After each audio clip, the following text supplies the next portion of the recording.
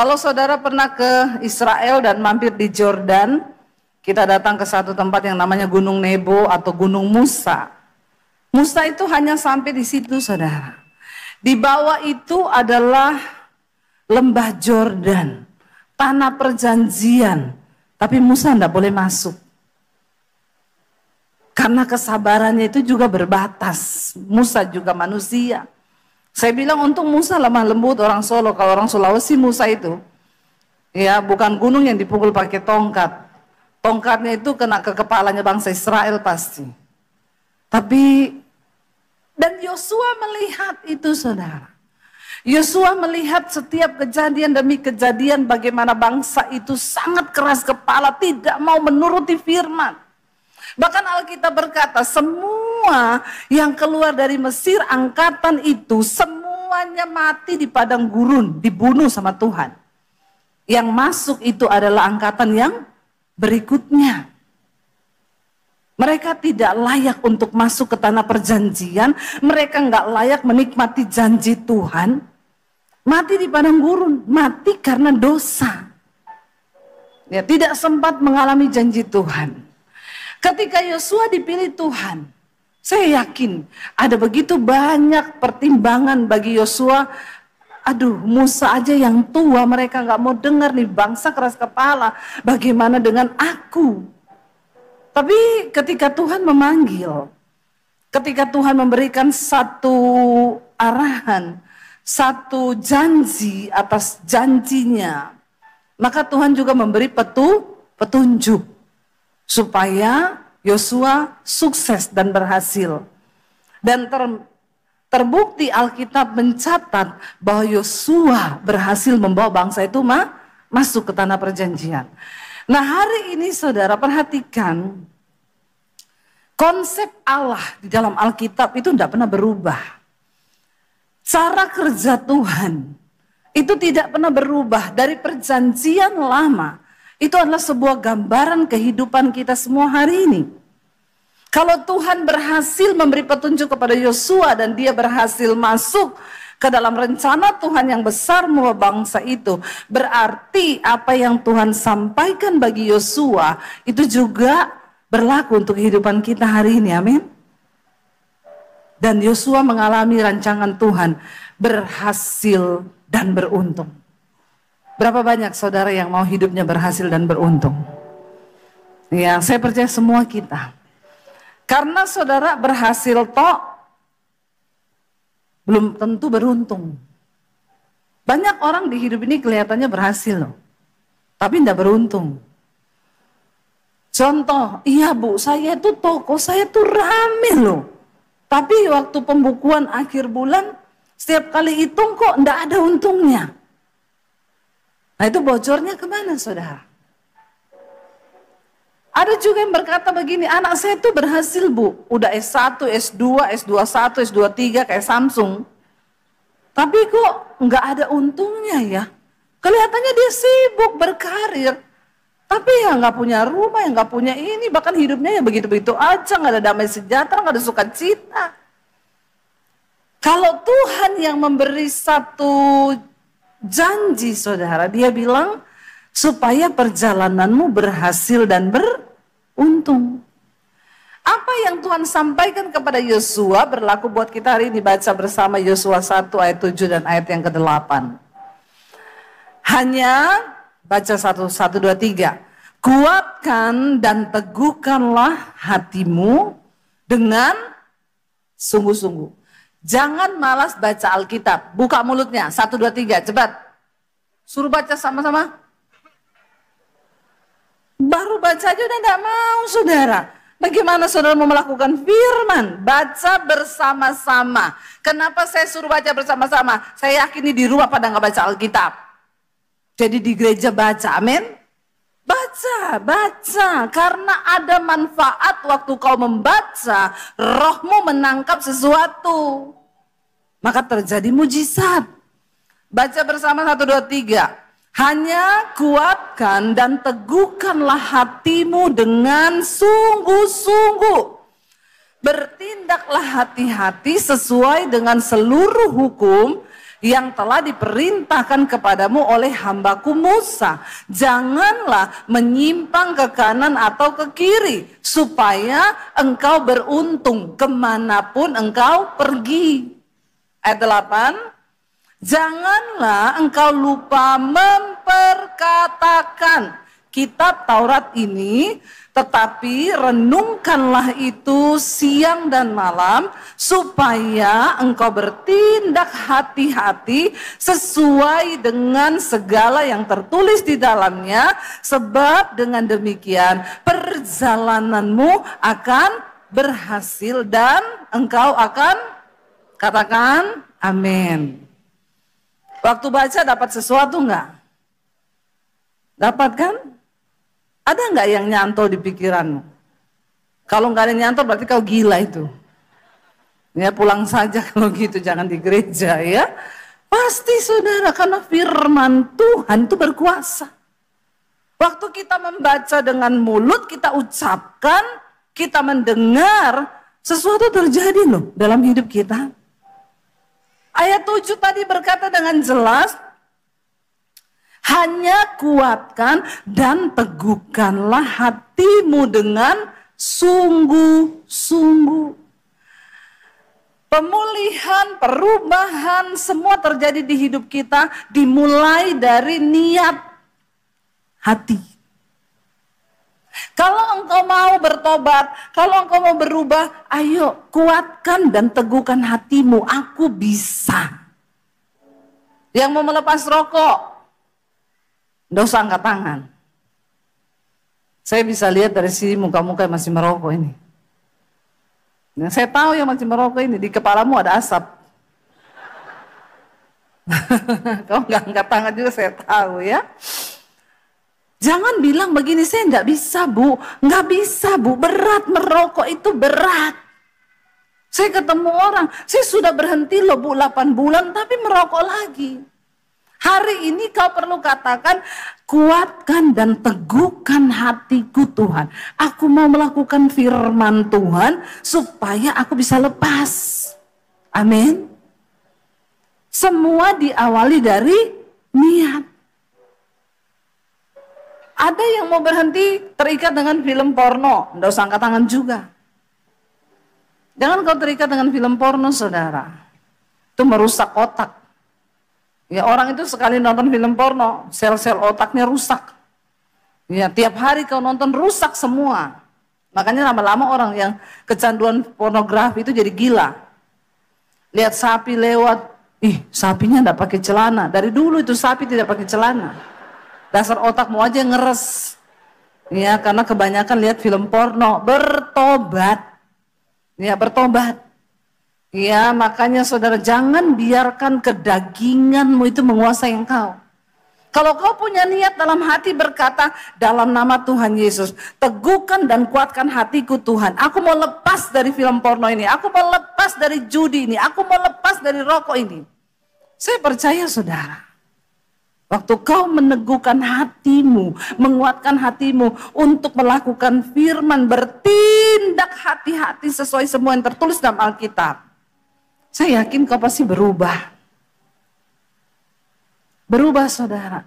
Dan dikatakan tadi di sana, coba tayangkan lagi ayat 7. Supaya apa? Ya, supaya engkau beruntung kemanapun engkau pergi. Orang yang beruntung itu beda saudara. Ada banyak hal-hal yang tidak bisa kita pahami dengan otak kita. Ya orang bodoh kalah sama orang pintar kalah sama orang rajin, orang yang rajin kalah sama orang hoki, orang yang beruntung karena disertai Tuhan, amin. Kalau Tuhan menyertai engkau melakukan firman Tuhan, engkau beruntung dimanapun engkau pergi, sehingga tidak ada satupun tempat sial bagi kita. Nggak ada rumah sial, nggak ada ruko sial, nggak ada tempat usaha yang sial. Yang sial itu orangnya, bukan rumahnya. Ya, makanya saudara kalau beli rumah tusuk sate, enggak apa-apa, beli aja, amin. Siapa yang takut beli rumah tusuk sate sini? Ya nanti nggak diberkati bu, itu nanti berkatnya jauh. Ya, saya kalau beli rumah, saya cari yang tusuk sate. Apalagi kalau ada setannya, murah itu. Iya toh? Ya, enggak apa-apa. Saya cari-cari rumah, saudara. Ketemu satpam, Pak, di sini ada rumah enggak, Pak? Ada, Bu, tapi tusuk sate. Ya, saya bilang enggak apa-apa, saya mau. Ada setannya enggak, Pak? Ada, Bu. Itu komplit sudah. Enggak laku-laku, udah lama, Bu. Sering ada penampakan. Mana, Pak? Coba saya mau lihat. Satpamnya bilang, gue tunjukin rumah tusuk sate yang belum laku. Ayo Pak, kita lihat. Saya lihat, emang Bapak pernah lihat setan di sini? Sering, Bu. Ibu nggak takut di rumah ini? Enggak. Karena kalau saya masuk, setannya keluar, Pak. Setannya tak suruh pindah, pindahnya ke pos satpammu, Pak. Dia bilang, astagfirullah. Makanya Bapak harus beriman. Dengar ya Pak. Kalau kita hidup benar, melakukan firman Tuhan, setan tidak betah tinggal sama kita, amin. Jadi kalau ada orang Kristen, rumahnya ada setannya, berarti kau temannya setan itu. Dikit-dikit lihat setan, dikit-dikit, aku denger gini, aku lihat ini, saya bilang berarti kau teman akrabnya setan. Satu server. Kalau kita ini hidup benar, setan tuh tidak betah, saudara. Ya udah akhirnya saya jadi beli itu rumah murah, tusuk sate. Saya tanya sama Bang, Pak, saya mau KPR rumah, di mana Bu? Udah datang di survei, nggak bisa Bu, kenapa? Kata Bang, tusuk sate. Saya bilang, kenapa juga Bang ikut-ikutan percaya yang begituan? Iya, bukan percaya ndak percaya Bu, karena kalau ibu nggak bisa bayar cicilannya, itu kan jadi tanggungan Bang. Kita mau jual lagi susah rumah tusuk sate itu. Saya bilang kalau saya sih nggak peduli ya Pak, yang penting satenya apa dulu, sate babi atau sate kambing gitu ya, kan enak saudara. Alkitab berkata menjamin kalau engkau bertindak hati-hati sesuai dengan semua yang tertulis dalam firman Tuhan, teguhkan dan kuatkan hatimu untuk tidak menyimpang ke kanan dan ke kiri, maka engkau akan beruntung kemanapun kau pergi. Amin saudara. Jadi nggak ada rumah sial, nggak ada ruko sial, nggak ada tempat sial. Yang Tuhan berkati itu orangnya, bukan rumahnya. Waktu kau hidup benar, berkat Tuhan itu tidak pernah tertukar. Ada jemaat datang sama saya, Bu, saya sakit hati Bu. Kenapa? Di samping ruko saya ada orang buka usahanya sama persis dengan usaha saya. Udah gitu orang Kristen lagi Bu. Ibu ngapain sakit hati, dengar baik-baik Bu. Usaha bisa ditiru. Kerjaan bisa ditiru. Tapi berkat Tuhan tidak bisa ditiru. Karena Tuhan tidak pernah salah memberikan berkat kepada orang-orang yang tepat dengan tujuan Tuhan. Amin saudara. Yang pertama, teguhkan dan kuatkan hatimu. Jangan menyimpang saudara. Walaupun banyak tawaran tuh kita menyimpang. No, aku mau tetap jalan lurus. Tapi susah loh kalau kamu hidup kerja dari bawah. Mending jadi ani-ani. Ya, ingat langsung perkatakan firman Tuhan. Firman Tuhan berkata, untuk apa engkau memperoleh apartemen, rumah, mobil, dan segala yang ada di dalam dunia ini, kalau pada akhirnya engkau kehilangan nyawamu? Lebih baik jalan lurus dengan Tuhan. Karena kekayaan itu bukan jaminan engkau beruntung dan engkau bisa berbahagia. Banyak orang kaya, tapi hidupnya gak beruntung. Gak ada damai sejahtera. Gak ada sukacita. Kenapa? Karena tidak menuruti firman Tuhan. Saya kemarin ketemu dengan satu orang Pak Bapak Bupati. Dia cerita ketika dia belum bertobat, ilmunya banyak saudara. Dia berguru dari satu ilmu ke ilmu ke ilmu. Di Jogja dia pergi ke Nyi Roro Kidul, di sini dia pergi ke sana. Dia dengar lagi ada dukun top di NTT, dia pergi cari. Dia dengar di Kalimantan ada, dia pergi cari. Singkat cerita banyak sekali ilmunya. Dan dia bilang tiap ilmu itu ada mantranya, Bu. Jadi dia harus hafal. Kadang lupa. Dia bilang, tapi saya udah hafal mantra ya, Bu. Udah lakukan semua, keluar rumah itu enggak ada damai, emosi terus, pengen marah, pengen mukul orang, enggak ada damai, ketakutan, takut mati, takut ini. Padahal sudah punya banyak ilmu. Sampai ketika dia ketemu Tuhan Yesus, dia dilepaskan, dia hidup menuruti firman Tuhan, baru dia mengalami yang namanya rancangan keberuntungan itu di dalam hidupnya. Amin, saudara. Karena dia mau menuruti firman Tuhan.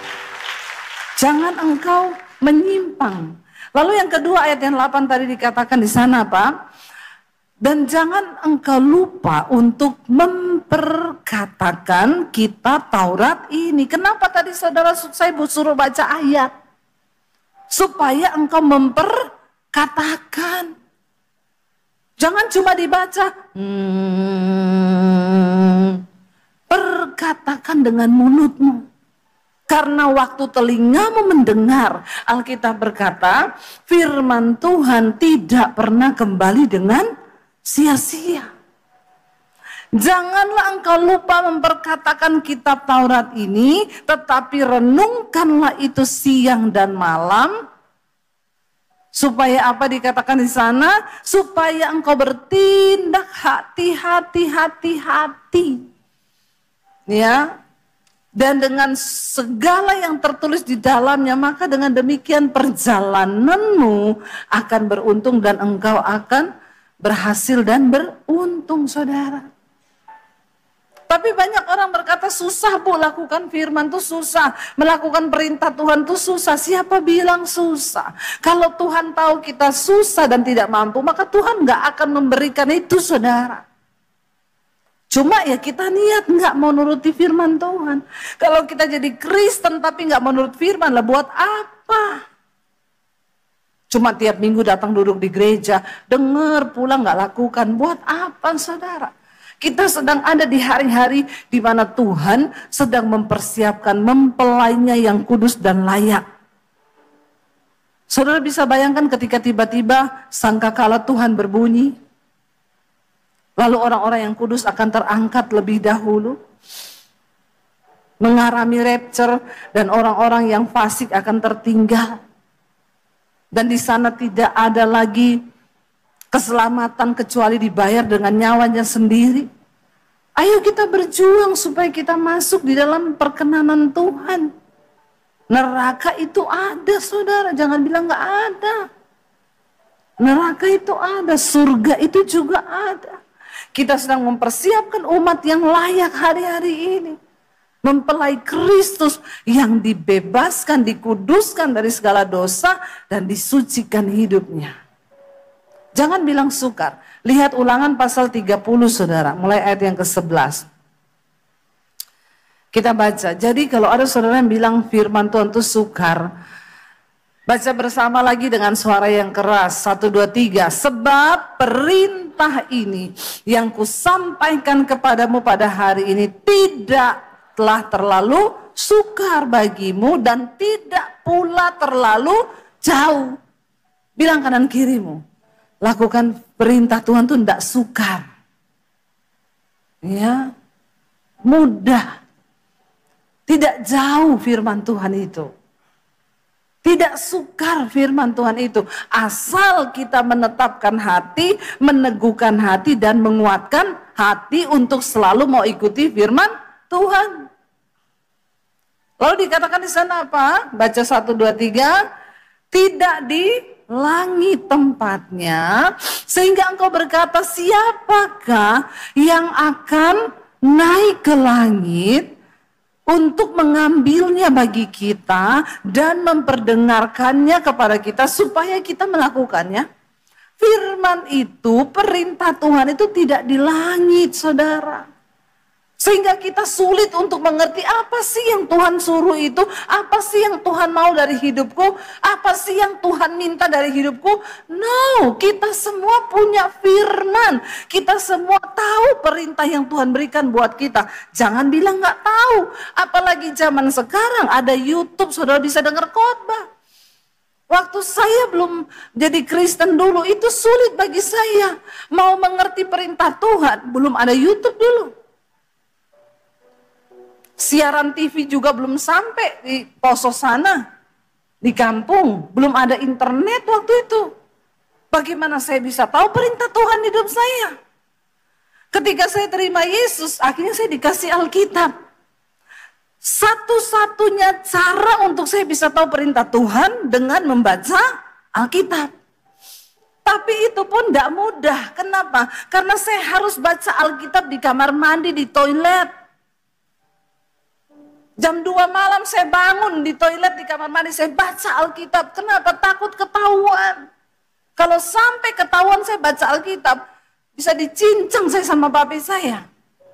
Jadi saudara bayangkan, zaman itu saya baca Alkitab jam 2 malam sambil menitiskan air mata. Tuhan, dengan lapar dan haus, kalau ada suara pintu, cepat saya simpan itu Alkitab, masukin di baju. Betapa sulitnya saat itu untuk saya bisa ngerti apa yang Tuhan mau dari hidup saya. Saudara bersyukur kalau hari ini firman Tuhan itu ada di tanganmu. Saudara bersyukur kalau hari ini perintah Tuhan kau bisa baca, kau bisa dengar kapan saja kau mau. Tidak seperti saya dahulu. Tapi memang mungkin orang kalau sudah terlalu gampang malah sulit ya. Kalau dibikin susah malah rindu kali ya.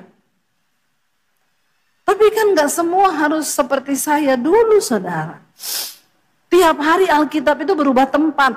Hari ini di bawah kolong, besok saya pindah di baju, besok saya pindah di bawah sepatu, besok saya pindah di sini. Saya takut ketahuan.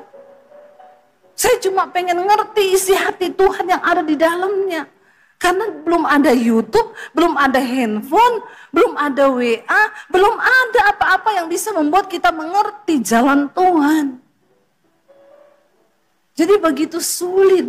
Tapi mungkin Tuhan melihat hati saya yang lapar dan haus. Dan Yesus berkata, berbahagialah mereka yang lapar dan haus akan kebenaran. Karena mereka akan dipuaskan. Lalu dikatakan di sana, perintah itu juga tidak ada di seberang laut sana. Tidak di seberang laut tempatnya, sehingga engkau berkata, siapakah yang akan menyeberang bagi kami? Ya, untuk apa? Untuk mengambilnya bagi kita dan memperdengarkannya kepada kita supaya kita melakukannya. Tidak di laut sana, tidak di pulau sana, saudara. Lalu Alkitab bilang apa? Baca 1, 2, 3. Tetapi firman ini sangat dekat kepadamu, yakni di dalam mulutmu dan di dalam hatimu untuk dilakukan. Dekat sekali di hati dan di mulut. Waktu kau baca, kau simpan di hati dan kau perkatakan. Supaya kau bertindak hati-hati dalam perilakumu, engkau lakukan semua seturut dengan firman. Saudara, coba saudara baca Alkitab, hafal 1 ayat 1 hari, saya yakin hidupmu pasti berubah, pasti ada buah yang akan engkau dapat, sebab firman Tuhan itu berkuasa saudara, amin. Nggak jauh saudara. Dia berada sangat dekat. Baca 1, 2, 3 dengan suara yang keras. Ingatlah, aku akan menghadapkan padamu pada hari ini apa? Kehidupan dan keberuntungan, kematian dan kecelakaan. Ada 2 jalan di depan kita ini saudara. Yang satu jalan kehidupan dan keberuntungan, yang satu jalan kematian dan kecelakaan. Kita yang pilih sendiri nasib di dunia ini. Kita yang pilih. Waktu engkau memilih untuk bertobat dan hidup sesuai dengan kehendak Tuhan, melakukan kebenaran, maka hidupmu memperoleh rancangan kehidupan dan keberuntungan. Tapi ketika engkau salah memilih bukan jalan Tuhan, keinginan daging, keinginan setan yang kau pilih, maka engkau masuk dalam rancangan kematian dan kecelakaan. Sehingga engkau berkata tidak pernah ada keberuntungan di hidupku, sial terus hidupku ini. Bertobat saudara. Apa yang membuat hidup kita ini menderita sebenarnya? Kesalahan, dosa, menyimpang dari jalan Tuhan, tidak nurut sama kehendak Tuhan. Kita lihat bersama Amsal 28. Kita buka saudara Amsal 28 ayat yang ke-13 dan ayat yang ke-14.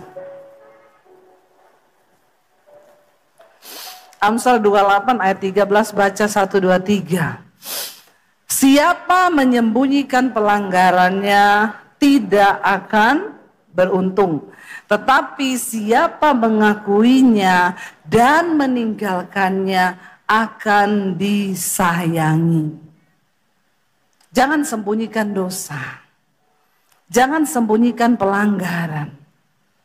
Karena ayat ini berkata, orang yang menyembunyikan dosa dan pelanggaran tidak akan beruntung. Kau kerja sekuat apapun. Mungkin ada yang bilang, saya ini udah kerja bu, siang jadi malam, malam jadi siang, kepala jadi kaki, kaki jadi kepala. Tapi kenapa hidupku nggak ada perubahan, nggak ada damai, nggak ada sukacita, bahkan tidak ada keberuntungan? Coba cek saudara. Karena ayat ini dengan jelas berkata, siapa menyembunyikan pelanggaran tidak akan beruntung. Tetapi siapa mengakuinya dan meninggalkannya itu akan disayangi. Ayat yang berikutnya berkata, ayat 14 baca bersama. Berbahagialah orang yang senantiasa takut akan Tuhan. Tetapi orang yang mengeraskan hatinya akan jatuh ke dalam malapetaka. Satu yang Tuhan mau dari hidup kita saudara, cuma satu. Pertobatan. Saya ketemu satu orang ibu, dia bilang, bu saya sudah menikah lama, tapi saya nggak punya anak. Nggak hamil-hamil. Udah periksa dokter, semuanya baik, suami saya baik, saya juga baik. Kami sudah sampai di satu titik yang ya sudahlah, berarti ini kehendak Tuhan. Saya tanya, ibu mau saya doakan biar bisa punya anak? Nggak usah Bu Debbie. Percuma, nanti juga bakal enggak. Karena sudah semua pendeta mendoakan kami. Oh oke Bu, kalau gitu Ibu sudah menyerah? Iya. Bu, sebelumnya saya tanya dulu. Mungkin dulu sebelum menikah, Ibu pernah dengan suami menolak kehamilan? Kan ada yang berkata, kita nikah dulu aja tapi enggak usah punya anak. Ada orang-orang yang menikah yang berkata begitu. Banyak yang mereka yang tidak punya anak karena dulu waktu menikah menolak.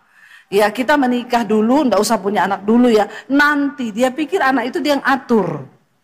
Padahal Tuhan yang atur. Oh enggak Bu, katanya kami dari pertama menikah sudah pengen punya anak. Oh, atau ada hal-hal lain yang mungkin Ibu mau ngomong sama saya. Oh, iya Bu Debbie, gini ya, saya nggak pernah cerita sama siapa-siapa, ini cuma cerita sama Ibu aja. Ibu, itu ada pengaruhnya nggak? Dulu saya ini, sebelum menikah dengan suami saya kan punya beberapa pacar. Saya beberapa kali aborsi dengan pacar-pacar saya yang lama. Tapi saya nggak pernah cerita itu Bu. Ya bisa jadi itu. Diikat iblis Bu, karena Ibu pernah melakukan itu. Tapi sekarang Ibu sudah mengakuinya. Dan Alkitab berkata, apa yang kau lepas di bumi terlepas di surga, apa yang kau ikat di bumi terikat di surga. Hari ini kita berdoa Bu ya, biar Tuhan ampuni kalau ada kutuk kita patahkan. Ibu minta ampun, sekarang Ibu sudah mengakui dosa itu. Ayo kita berdoa. Saya berdoa saudara, Tuhan putuskan semua kutuk, bahkan dosa-dosa akibat masa lalu, putuskan. Saya pegang perutnya dalam nama Tuhan Yesus. Engkau bisa memberikan mereka anak, keturunan ilahi. Udah saudara, tapi dia cuma bilang, saya sih sudah gak berharap Bu Debbie. Karena udah umur juga. Saya pulang saudara, berapa bulan kemudian saya di WA, Bu Debi, puji Tuhan, saya sekarang hamil. Tuhan beri anak keturunan ilahi. Loh benar saudara, siapa mengakui pelanggarannya akan beruntung. Tapi siapa menutupi dosanya tidak akan beruntung. Saya pernah bersaksi di sini seorang pejabat yang bertobat. Karena dokter vonis umurnya tinggal 6 bulan dia bakal mati. Lalu dia berdoa sama Tuhan, Tuhan saya pengen umur panjang. Apa yang harus saya lakukan? Tuhan bilang kalau kau mau umur panjang, mau sembuh, ya cuma satu. Apa Tuhan? Akui dosamu sama istrimu. Waduh bapak-bapak kalau dengar begini udah langsung nih. Dia langsung meriang ini. Dia bilang gini, waduh suruh ngaku sama istri. Yang ada kalau sama Tuhan mungkin 6 bulan matinya. Tapi kalau ngaku sama istri ya bisa dipercepat. 3 bulan apa 2 bulan bisa mati nih. Ya, tapi dia berpikir gini, yang ngaku mati, ndak ngaku juga mati. Sama-sama daripada mati berdosa, mending ngaku. Bukan cuma istrinya yang dia panggil, keluarga besarnya dikumpulin saudara. Lalu dia pengakuan dosa, dia bilang umur saya nggak lama lagi. Jadi saya mau pengakuan dosa supaya kalian tahu siapa saya. Supaya iblis ditelanjangi dan dipermalukan. Saya ini berdosa, saya gini. Lalu diajak istrinya keliling kota. Di situ ada perempuan, di situ ada banyak. Istrinya kaget. Dia nggak menyangka kalau suaminya sebejat itu. Memang istrinya terluka saudara, nangis terus istrinya. Tapi setelah dia pengakuan, hatinya damai, hatinya tenang, dia mulai cari Tuhan. Dengerin khotbah, dia bilang termasuk khotbah ibu tuh di YouTube saya dengerin tiap hari bu. Ya sehari 5-6 kali saya dengar khotbah. Lalu imannya bertumbuh, hidupnya berubah. Dia tinggalkan semua dosa yang sudah diakuinya. Saudara 6 bulan tidak mati, 1 tahun tidak mati, 2 tahun tidak mati, sampai hari ini tidak mati-mati. Karena Tuhan menyatakan kuasanya. Bahkan hari ini dia buka persekutuan. Dia ajak semua orang untuk mendengarkan kebenaran. Siapa mengakui dan meninggalkannya akan disayangi oleh Tuhan. Tuhan cuma mau satu hal, supaya jemaat engkau yang hadir hari ini, hidupmu itu dikuduskan. Saya sedih saudara, kemarin di Jakarta ada peristiwa ketangkep 56 orang cowok bikin pesta seks di satu hotel. Saya membayangkan itu, 56 orang masuk satu kamar, coba bisa bayangkan itu cumi-cumi, gurita, kepiting ada di situ semua. Bisa bayangkan betapa jijiknya itu saudara. Mengerikan dunia ini. Sebenarnya engkau bisa disembuhkan kalau engkau mau merendahkan diri. Jangan diumbar hawa nafsu. Yang lebih mengherankan lagi, ada yang sudah punya istri, punya anak saudara. Dan melakukan dosa yang begitu nggak merasa berdosa. Ya makanya ada wanita bilang, Bu Debi tahu kan sampai kenapa sekarang saya ini memilih jadi perawan tua. Karena saya ngeri bu, saingan kita bukan cuma pelakor. Bambang Joko juga saingan kita semua itu. Yang ngeri dunia ini sekarang dia bilang. Ya, saudara bertobat, yang homo, yang lesbi, yang kepahitan, itu semua kan Tuhan tidak mau. Apa yang Tuhan mau? Dengar firman Tuhan, lakukan. Kalau kau tahu kenajisan itu dosa, jangan hidup di dalamnya. Kita ini hidup nggak tahu sampai berapa lama. Satu saat kita akan mati, dan apa yang harus kita pertanggungjawabkan di hadapan Tuhan? Ya, makanya Alkitab berkata Tuhan tidak berkenan pada kematian orang fasik atau orang berdosa. Tuhan tidak mau. Orang fasik itu mati, Tuhan nek. Ada ayatnya loh. Tuhan tidak berkenan pada kematian orang fasik, tetapi kepada pertobatannya. Dalam hatinya Tuhan, daripada lu mati, mending lu tobat. Tapi kalau nggak tobat-tobat, ya murka Tuhan turun. Makanya bertobat saudara. Selama masih ada waktu, ada kesempatan, mari kita kejar kekudusan hidup. Amin. Kalau kita tahu Tuhan bilang jangan kepahitan, ya lepaskan kepahitan. Jangan kepahitan sama iparmu, sama mertuamu, sama adekmu.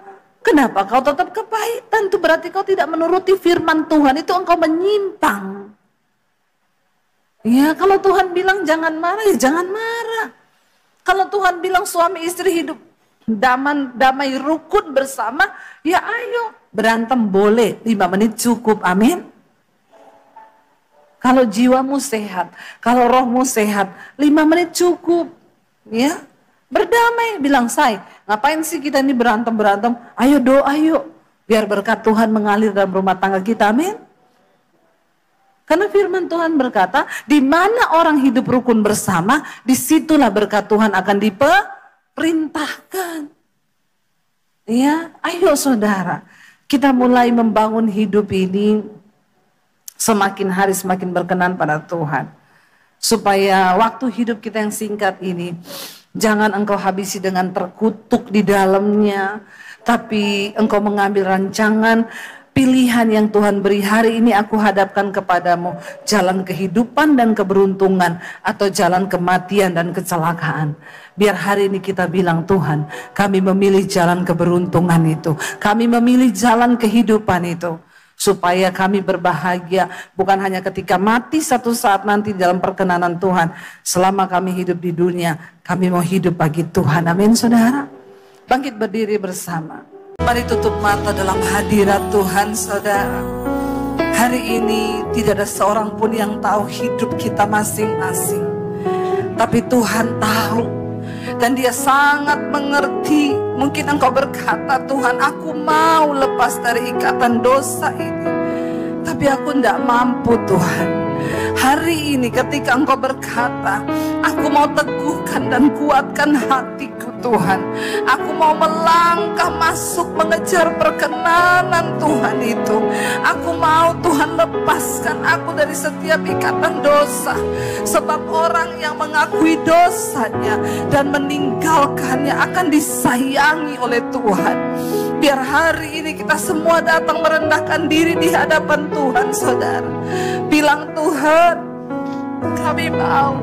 kami mau menyerahkan hidup kami sungguh-sungguh ke dalam tangan Tuhan. Karena Tuhan, Dia menginginkan persembahan yang terbaik, yaitu hidup yang kudus, yang berkenan, yang sempurna kepada Allah. Biar hari ini engkau berhubungan secara pribadi kepada Tuhan saudara. Pribadi lepas pribadi, terbuka di hadapan Tuhan hari ini. Kalau engkau berkata ada kepahitan di hatiku Tuhan, dan aku mau melepaskan itu tapi berat. Namun hari ini aku mau belajar dari kasih Kristus yang menerimaku apa adanya. Kalau hari ini engkau berkata kau mau lepas dari rokok, dari pornografi, dari percabulan, dari kenajisan, bilang sama Tuhan hari ini, aku mau Tuhan, aku mau Tuhan. Sebab engkau sudah terlebih dulu mengasihi kami. Kami mau Tuhan, kami mau Yesus, untuk hidup menyenangkan engkau di hari-hari ini. Sebelum terlambat hari itu tiba, kami mau mempersembahkan hidup kepada Tuhan. Ini hidup kami Tuhan. Kami datang mempersembahkan hidup kami. Kami sembah Engkau Tuhan. Kami sembah Engkau Tuhan. Engkau yang berdaulat Tuhan atas hidup kami. Ini hidup kami. Angkat hatimu pada Tuhan. Serahkan hidupmu kepada Tuhan malam ini. Ini adalah titik balik. Bilang, Tuhan, biar malam ini menjadi titik balik hidupku kepada Tuhan. Kami datang Tuhan, memberi hidup kami kepadamu Bapa. Bahwa lidah kami hanya memuji,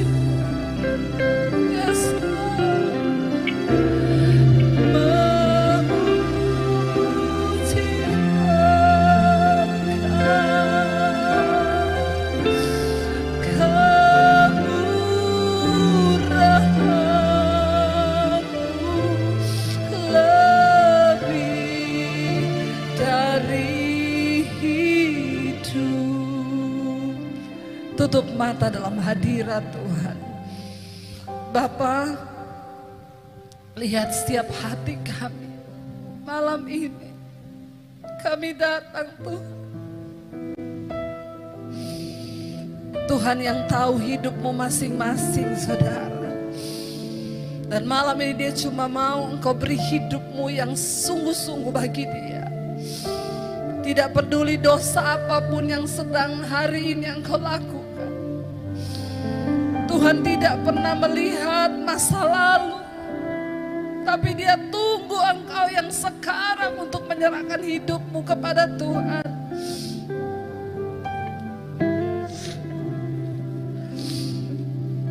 Ini hidup kami Tuhan Yesus.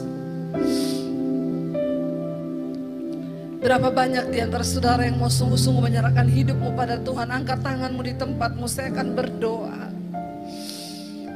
Tuhan, Engkau melihat setiap tangan kami yang terangkat kepadamu Tuhan. Ini kami di atas kota Palangkaraya ini Tuhan. Kami datang menyerahkan hidup kami kepada Tuhan. Biar kemurahan-Mu nyata di hidup kami Bapa.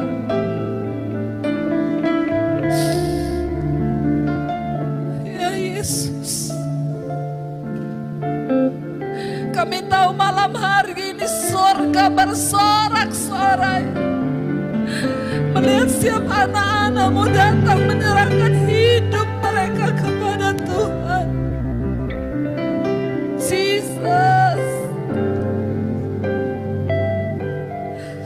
sebab tidak ada persembahan yang menyenangkan hati Tuhan selain persembahan hidup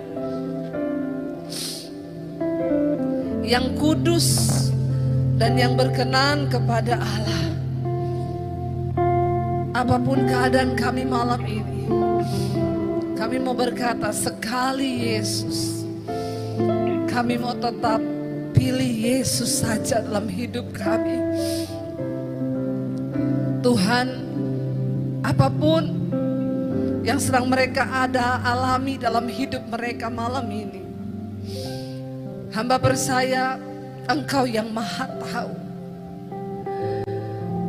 Yang terikat dengan dosa sudah dilepaskan dalam nama Tuhan Yesus. Yang sakit malam ini Tuhan sembuhkan dalam nama Yesus. Yang mengalami pergumulan yang berat malam ini Tuhan lepaskan dalam nama Yesus.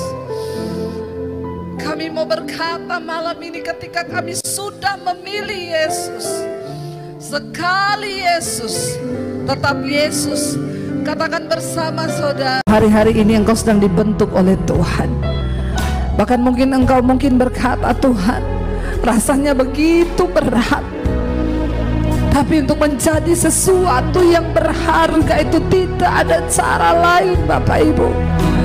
Emas itu kalau dia bisa berteriak panas, dia dihancurkan seperti debu. Tapi itulah cara pemurnian untuk membuktikan sesuatu yang murni. Hari ini mungkin engkau sedang diremukkan, engkau sedang dihancurkan oleh Tuhan.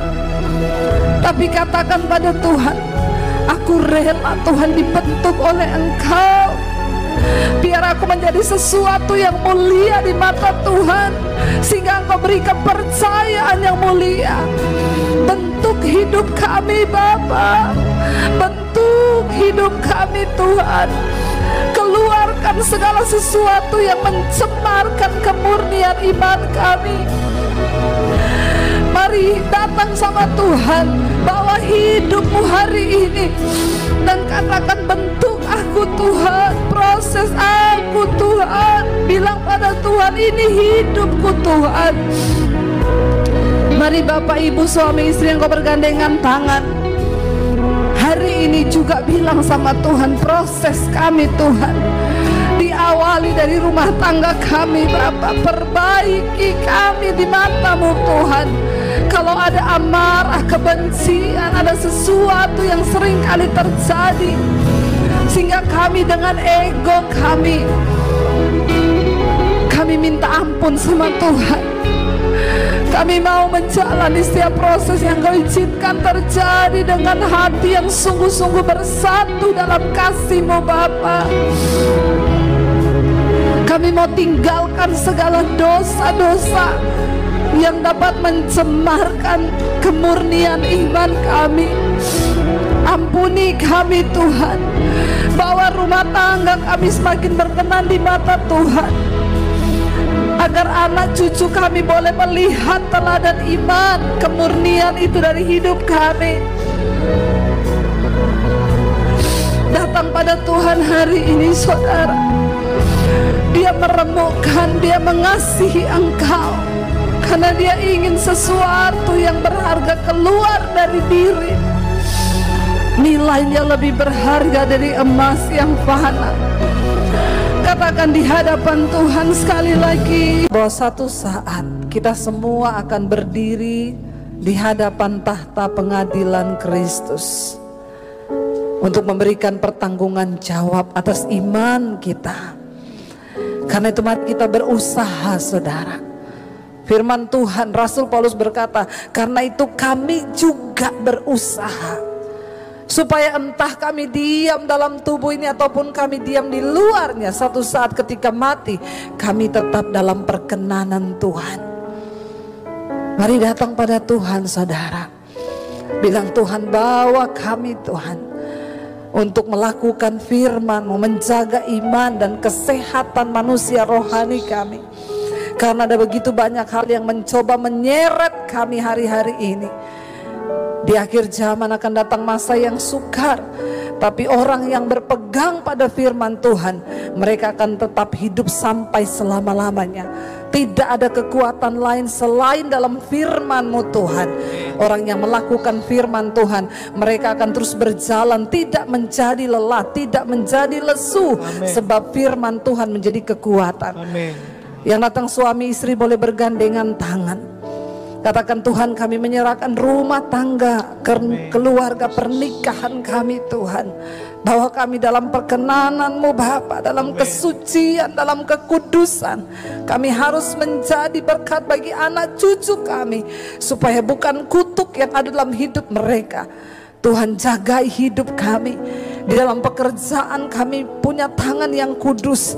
Dalam melakukan apapun hidup kami kudus. Dalam pernikahan kami kudus Tuhan. Kuduskan hidup kami Bapa, agar kami boleh layak satu saat berjumpa dengan Tuhan dalam kemuliaan-Mu Bapa. Ini hidup kami Tuhan. Kami berdoa hari ini biar berkat Tuhan mengalir bagi anak cucu kami, bagi pekerjaan kami, semuanya di dalam